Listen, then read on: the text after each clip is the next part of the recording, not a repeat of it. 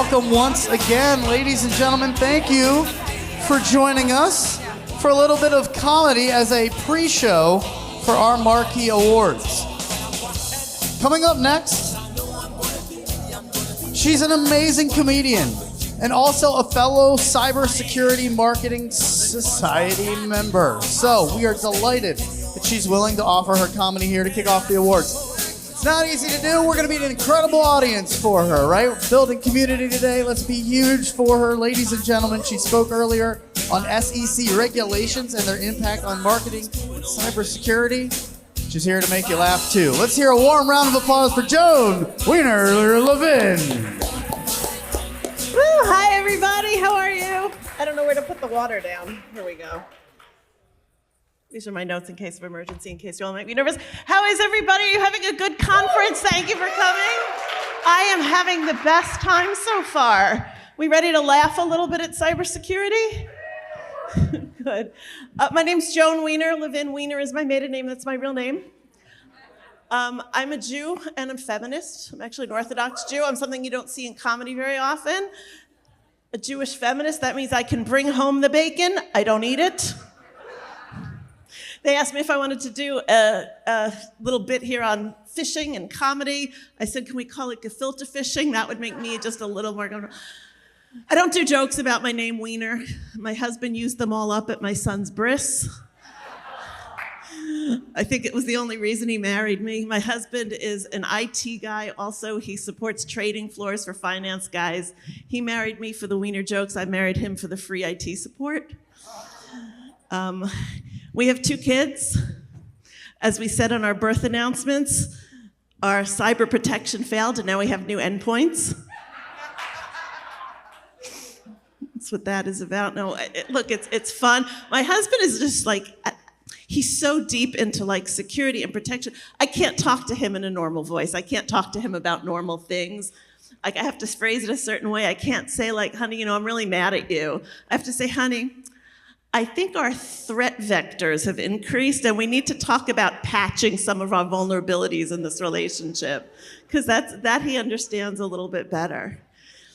I love Anybody here from Philadelphia? One person. I'm from New York. I was a little scared coming here. I'm born and bred in New York. I came on Sunday and I saw everybody in these green jerseys. What's it like to have a football team you don't have to be embarrassed about?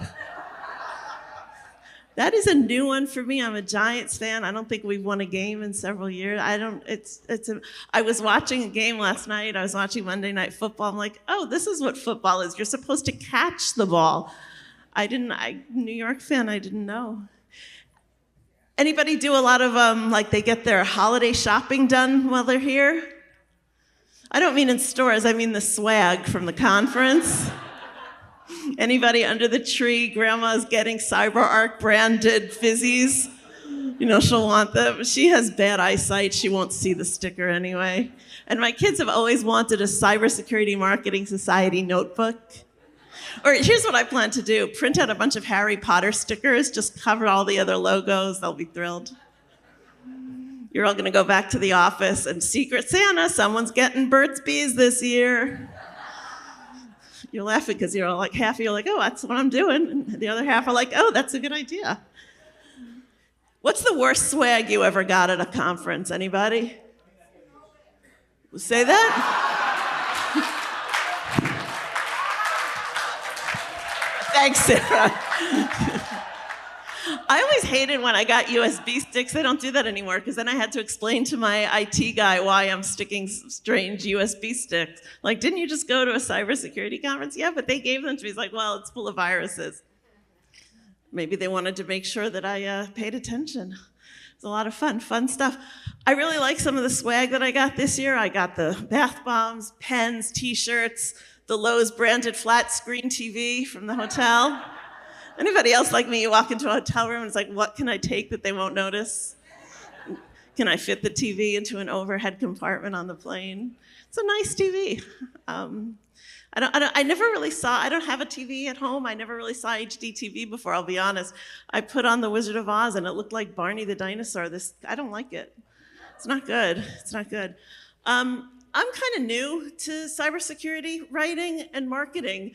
Anybody else less than, say, 5 years, 4 years? So I wanted to be a writer. Anybody else? And then I needed to earn a living. I'll tell you, somebody hired me. They wanted me to write an article on phishing. And they're like, phishing with a PH? I'm like, sure, phishing with a PH. I showed up in like a tie-dyed t-shirt. Like I wanted to seem cool. I had no idea. And there's like marketing people in the room and tech people in the room. And they're like, well, our ICPs will give us more ARR if we get more MQLs because the CVEs have led to more DDoS attacks.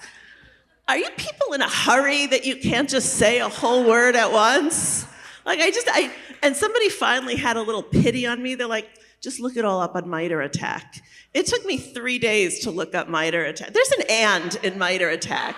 Like, I don't know what language this even is. Like, MITRE and attack, is it French? It's like, I never know. So, which is good. And thank God for Sarah, thank God for COVID. Because I started writing this stuff so I was only on Zoom calls, so they're talking and I'm nodding and I'm like looking up what the hell are these people talking about?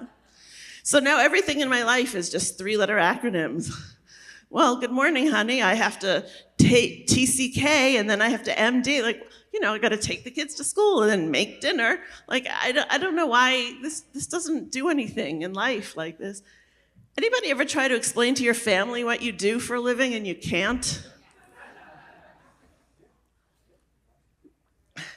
My best friend thinks I fix computers. My father always thought my husband goes to work, turns on everyone's computer, waits 8 hours, turns off everyone's computers. Because people don't know. People don't know. And I finally explained it to them. I'm like, look, there's about 50 vocabulary words that I had to learn. I rewrite them every day into different combinations and blogs. And then I publish the same ones. But I want mine to stand out. So I have 5 words, and those I put more times. I'm like, what does that do? I'm like, well, that's called SEO. Right? That's because I want Google to know that I'm more serious than my competitors. Like, well, why don't you just be better? I'm like, no, this works. Like, we put these words, and then the search engine can find it. And like, well, isn't the search engine supposed to find it? I know, but we have to trick the search engine into finding us first. In the olden days, they're like, why don't you just, this is what an older uncle said to me, why don't you just name your company AAAAA Cybersecurity, like it's the Yellow Pages from the 1950s. Because that's what they used to do. I'm like, I don't think it works that way anymore, Uncle, but thanks. Look, I enjoy what I do. I like the writing. I think it's fun. But I also get confused sometimes. I was trying to explain to another friend what I do, older friend. I was like, well, my company makes a product to try to protect other companies to make sure nothing happens. Well, nothing like what? Well, like that a bad person doesn't enter their network. Well, don't you want people to enter your network? No, that's bad. Well, how do you know if something bad happens? Well, our product will tell them something bad happens, but you don't want them to know that it happened. Well, we don't want them to know, but if they know and they find out, then they should use our product and then it won't happen again. You don't work on commission, do you? I'm a marketer. I have a hard time explaining what the product actually does. Like I said, I wanted to be a writer. Anybody else have a half-finished novel? Yeah, you do. Do you have a whole finished novel? Maybe. He's not sure. All right. I know. And I know that half of you want to be writers because I read your case studies and I read how you write them. Some of you, you're like Reuben Chandler wannabes. You're like wearing the fedora and smoking even if you don't smoke. Of all the networks in all the world, she had to walk into mine. It was a dark and stormy night when I got the text alert. First, I thought it was just a false alarm, some kid who didn't have his password. But this dame was all real. She's been stalking me for months. She finally penetrated. And some of you Netflix fans, you want a rom-com, don't you? He's an IT professional with no social skills and only one sweatshirt. She's an overtired, overworked marketer with no time for love. Together, they're a great pair. Can she help exfiltrate his sweatshirt? Can he penetrate her vulnerabilities? It's Firewall of the Heart coming this spring. That's what most of you want.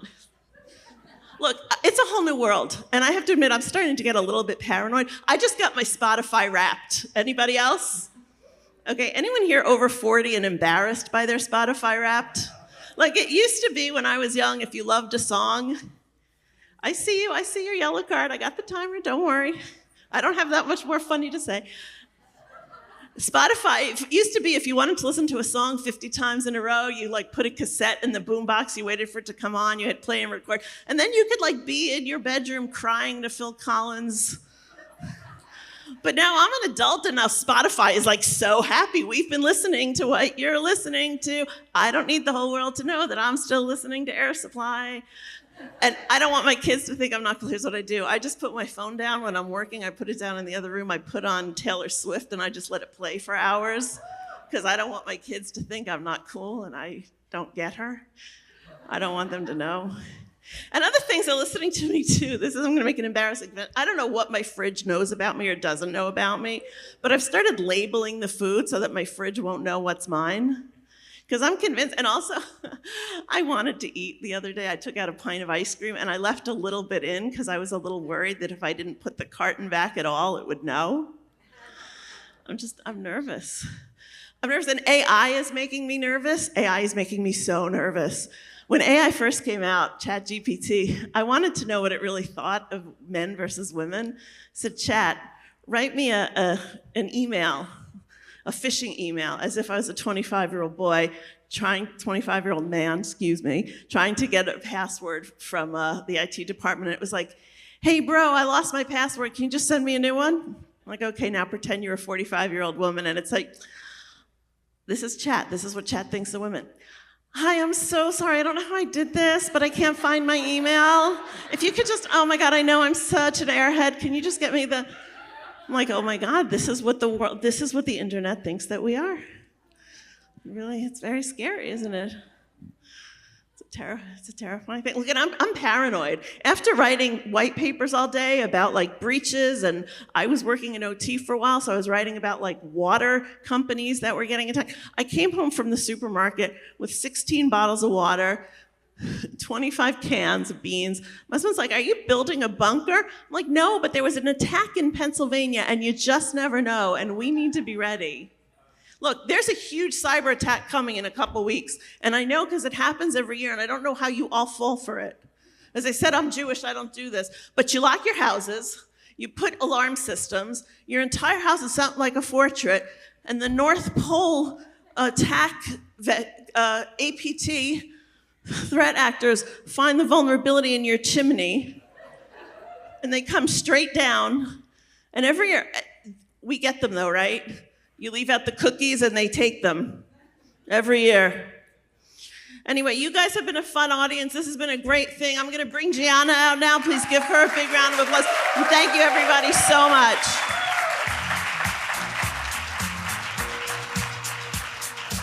I think she deserves one more awesome round of applause. That was amazing. Let's go.